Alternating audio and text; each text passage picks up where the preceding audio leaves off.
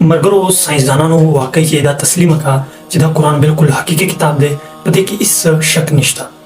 ګورئ مرګرو، د جاپان ساينسدانانو د یو ریسرچ مطابق دا وویل چې دا په ځمکې باندې کومې اوبه دي دا دومره غټ غټ سمندري دي، یعنې 80% اوبه دي په ځمکې باندې او بیا نوره خشکي ده. نو دا 80% اوبه دا دومره غټ غټ سمندري دا اخر د کم خوا راغی د دنیا ته، دا څنګه راغی، دا څنګه پیدا شوې، دا څنګه جوړې شوې. یعنې هغوی هم په دغې خبرې باندې ریسرچ کولو، د هغوی د ریسرچ نتیجه دا راووته چې دا اوبه د اسټروایډو په ذریعه باندې، د میټروایډ په ذریعه باندې د خلا نه راغلي دي. یعنې چې کله دا ځمکه جوړه شوې وه د ساینسدانانو مطابق، نو داسې ډېر زیات اسټروایډ او میټروایډ را روان ځمکې ته او هغه مسلسل ځمکې سره جنګېدو، ځمکې سره یې ټکراو خوړو. نو په هغې اسټروایډو کې، په هغې کومیټسو کې دغه شان اوبه الله تعالی دنیا ته راستولې وي. دا د هغوی د ریسرچ یوه نتیجه ده. خو اوس راځئ چې قرآن څه وایي. قرآن باندې چې څنګه زموږ د ټولو ایمان دی او موږ یې د ځانه ګران ګڼو، نو په قرآن کې د دغې ریسرچ مطابق څه خبره شته او که نه. ګورئ ملګرو، په قرآن کې یو آیت دی چې الله تعالی په هغې آیت کې وایي، زه به درته منشن هم کوم په دې سکرین باندې. الله تعالی په قرآن کې وایي چې موږ د یو اندازې مطابق د اسمان نه اوبه راواستولې، او بیا الله تعالی وایي چې بېشک موږ دا اوبه واپس وړلو باندې هم قادر یو.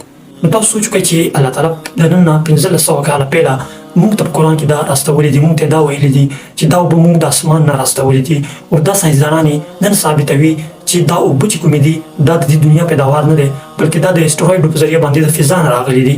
او دا 80% چې کومې اوبه دي دا د ځمکې خپل پیداوار نه دی، بلکې دا د اسټروایډو په ذریعه باندې، د میټروایډو په ذریعه باندې د فضا نه راغلي دي او نن دا په ځمکه باندې موجود دي. خو همدغه خبره الله تعالی د نن نه 1500 کاله پهله په قرآن کې کړې ده.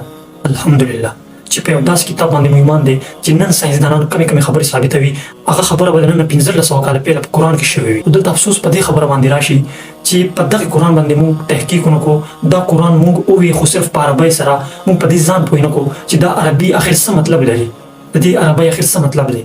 موږ خو قرآن صرف وایو دغه شان او په مطلب ځان نه رسوو چې موږ دا څه وایو. موږ چې کله مونځ هم کوو موږ ته پته نه چې موږ په دې مونځ کې څه وایو. بس یو شی مو یاد کړئ چې الحمدلله رب العالمین الرحمن الرحیم زر لګیا یو، موږ ته پته نه لګي چې د دې الحمدلله څه مطلب دی. په دغه قرآن باندې هغه انګریزانو هغه سوربګو په تحقیق وکړو، ریسرچ په وکړو. نن وګورئ چې اسمان سره خبرې کوي. جوپیټر سیارې باندې چا ریسرچ وکړو؟ انګریزانو. په مارس باندې چا ریسرچ وکړو؟ انګریزانو. سپوږمۍ ته څوک لاړو؟ انګریزان. موږ مسلمانان ډېر شاته پاتې شو. د شاته پاتې کېدو یوه وجه ده، هغه وجه دا ده چې موږ په دې خپل کتاب باندې ریسرچ نه کوو. دا کتاب موږ ووایو خو عربۍ سره د دې په مطلب باندې مو ځان پوه نه کړو. په المارۍ کې پروت وي چې چېرته جرګه راشي، چې چېرته داسې خبره راشي، چې چېرته روغه راشي، نو موږ دا کتاب راوالو، دا قرآن راوالو او په دې باندې روغ یې وکړو. دا د روغ کتاب دی. بس الله تعالی دې موږ ته هدایت وکړي.